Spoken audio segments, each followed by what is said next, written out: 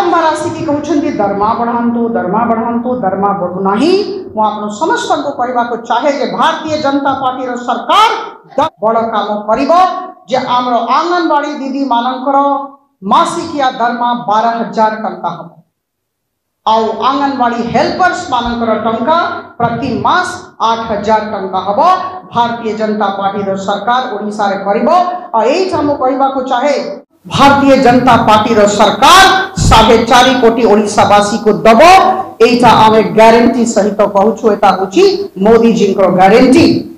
नमस्कार दर्शक वर्तमान बड़ खबर तेज केन्द्र व राज्य रे बीजेपी सरकार आसिला परे शिक्षकों समान काम को समान दरमा नीति अंगनवाड़ी दीदी मासिक दरमा 12,000 सहायिका भौणी मानकर मासिक दरमा 8,000 हेबो बोली वर्तमान अपराजिता षडंगी सांबादिक सम्मेलन में बड़ घोषणा करिसेंति। तेबे खूब शीघ्र अंगनवाड़ी भौणी बा कर्मी दरमा 12,000 और आशा दीदी बा पाचिका दरमा 8,000 हो सहायिका भौणी मानकर अंगनवाड़ी 8,000 हो नुआ सरकार खूब शीघ्र नुआ उपहार देवे जहाँकि वर्तमान आपण मानकर सामाजिक सम्मेलन में बड़ घोषणा करिसेंति अपराजिता षडंगी।